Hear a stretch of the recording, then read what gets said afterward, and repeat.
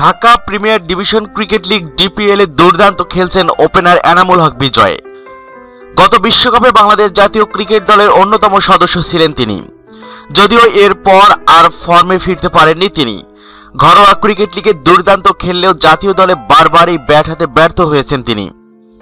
তবে এবার Dhaka premier division cricket লিগে হ্যাট্রিক সেঞ্চুরি করে কিছুটা আশা জাগালেও শেষ পর্যন্ত হতাশ হচ্ছেন বিজয়। তার সাথে হতাশ হতে হচ্ছে জাতীয় দলের আরেক ওপেনার ইমরুল কায়েসকে। গতকাল এক প্রকার বিশ্বকাপের স্কোয়াড বলে দিলেন বিসিবির সভাপতি নাজমুল হাসান পাপন। তার দেওয়া তথ্য মতে এই স্কোয়াডে দেখা মিলবে না এনামুল হক বিজয় আর ইমরুল কায়েসকে। গতকাল মিরপুরে স্বাধীনতা দিবস উপলক্ষে আয়োজন প্রদর্শনী ম্যাচ দেখতে এসে সাংবাদিকদের মুখোমুখি হয়ে বিসিবির সভাপতি একটা রূপরেখা দাঁড় করিয়ে দিয়েছেন বাংলাদেশ দল নিয়ে। ধরে ধরে তিনি বলে দিলেন কারা কারা থাকছেন বিশ্বকাপের বাংলাদেশ দলে। বিশ্বকাপের দল কেমন হতে পারে এ প্রশ্ন নয়, বিসিবি সভাপতির কাছে জানতে চাওয়া হয়েছিল 7 নম্বরে কে থাকবেন তা নিয়ে। তখন বিসিবি সভাপতি কথা বলতে বলতে পুরো দলটাই বলে দিলেন। নাজমুল হাসান পাপন বলেন, 7 নম্বরে যদি দেখেন কে কে আছে, সাইফুদ্দিন আছে, মিরাজ আছে, সাব্বির আছে, আবার সৌম্য অনেক সময় নিচে নামতে পারে। কে খেলছে সেটা আমি এখনো জানি না। যদি ধরেন তামিম আর লিটন যদি ওপেন করে তাহলে 3 নম্বরে সাকিবের খেলার সম্ভাবনা খুব বেশি, ও ওখানে খেলতে চায়। 4-এ তো মুশফিক, 5-এ মিঠুন বা এরকম কেউ একজন, 6-এ রিয়াদ, 7-এ তখন সৌম্য আসতে পারে। এছাড়া আছে সাব্বির, এখন সাব্বির আছে, সাইফুদ্দিন আছে, কারণ 3 পেসার তো খেলাবে। মুস্তাফিজ আর মাশরাফি তো কনফার্ম। আরেকটা পজিশনের জন্য রুবেল আছে, তাসকিন আছে। একটা স্পিনার যদি খেলাতে হয় মিরাজকে নিতেই হবে। এর বাইরে কি থাকতে পারে? এর বাইরে মোসাদ্দেক থাকতে পারে। আর একটা পেসার নেওয়ার আমি কোনো কারণ দেখি না। ব্যাটসম্যান হিসেবে 7-8-এর কথা ভাবলে মোসাদ্দেক আসতে পারে। আর তো জায়গা দেখি না। ওপেনার তো অলরেডি 3 জন আছেই, এখানে চতুর্থ ওপেনার নেওয়ার কারণ নেই। 4-5-6 বুকড। এখানেই পুরো একটি দল দাঁড় করিয়েছেন বিসিবির সভাপতি নাজমুল হাসান পাপন। 2 ওপেনার তামিম ইকবাল, লিটন দাস, সঙ্গে সাকিব আল হাসান, মুশফিকুর রহিম, মোহাম্মদ মিঠুন, মাহমুদুল্লাহ রিয়াদ, সাব্বির রহমান, সৌম্য সরকার, সাইফুদ্দিন, মিরাজ, মাশরাফি, মুস্তাফিজ, রুবেল, তাসকিন। এখানেই হয়ে গেল 14 জন। 15 জনের দল করলে সেখানে থাকবে মোসাদ্দেক হোসেন সৈকতের নাম। তাহলে তো বিশ্বকাপে 15 জনের দল দাঁড়িয়েই গেল। সুতরাং বিশ্বকাপে বাংলাদেশ দলে তাহলে কোনো চমক থাকছে না। প্রশ্ন করা হলো বিসিবি সভাপতিকে। তিনি বলেন, চমকের বিষয় এখানে না, আমরা 15 জনের একটা দল বানাবো।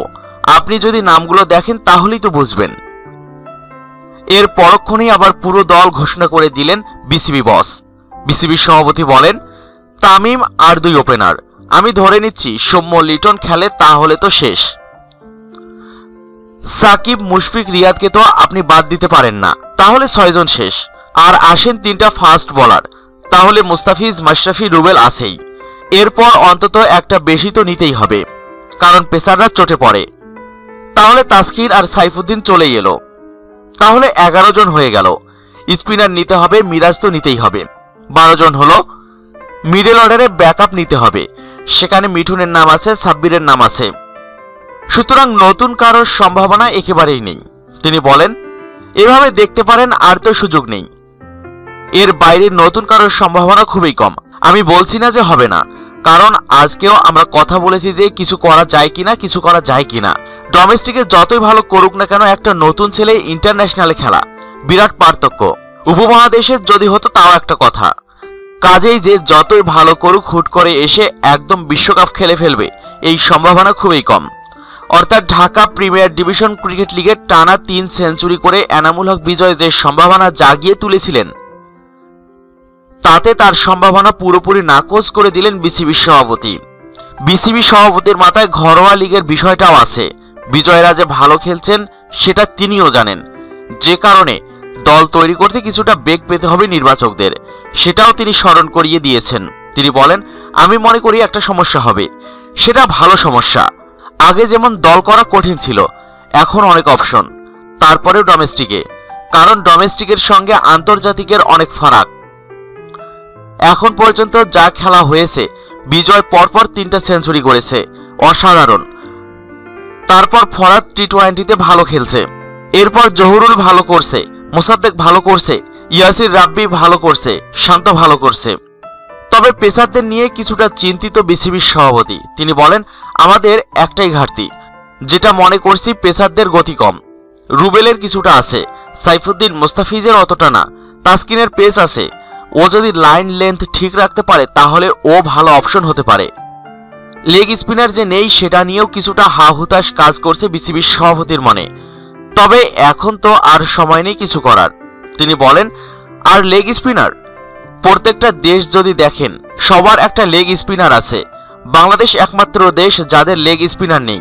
কথা হয়েছে এ নিয়ে, এক্ষুনি তো নিতে পারবো না, কিন্তু 2-4 জনকে আমরা রেডি করতে চাই যাতে আগামী বছর আমরা তাদের টেস্ট করতে পারি। তাহলে বিসিবির সভাপতির মতে বাংলাদেশের দলটা দাঁড়াচ্ছে এমন: মাশরাফি মুর্তজা, তামিম ইকবাল, লিটন দাস, সৌম্য সরকার, সাকিব আল হাসান, মাশরাফি মুর্তজা, মোহাম্মদ মিঠুন, মাহমুদুল্লাহ রিয়াদ, সাইফুদ্দিন, সাব্বির রহমান রুম্মন, মেহেদী হাসান মিরাজ, মুস্তাফিজুর রহমান, রুবেল হোসেন, তাসকিন আহমেদ এবং মোসাদ্দেক হোসেন সৈকত। দর্শক মণ্ডলী, বাংলাদেশের বিশ্বকাপ স্কোয়াডে এনামুল হক বিজয় এবং ইমরুল কায়েসকে আপনারা দেখতে চান কিনা আপনার মতামতটি জানতে চাই ইউটিউব চ্যানেল মিক্সার ওয়ার্ল্ড। আপনার মতামতটি জানাতে ভিডিওটির নিচে কমেন্ট বক্সে কমেন্ট করুন।